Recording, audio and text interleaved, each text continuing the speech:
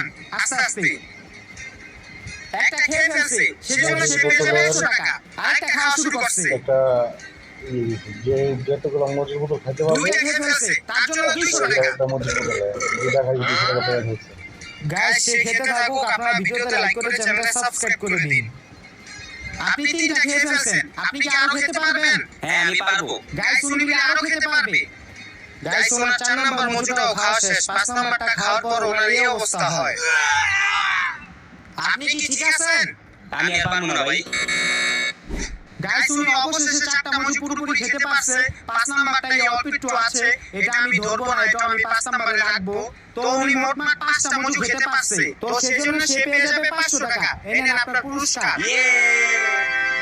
আর guys আপনারা comment করে জানান এখান থেকে আপনারা কয়টা মজু খেতে পারতেন। তো আজকের চ্যালেঞ্জ ভিডিওটা ছিল এই পর্যন্তই, দেখা হচ্ছে পরবর্তী কোনো চ্যালেঞ্জ ভিডিওতে। ভিডিওতে একটা লাইক করে দেন।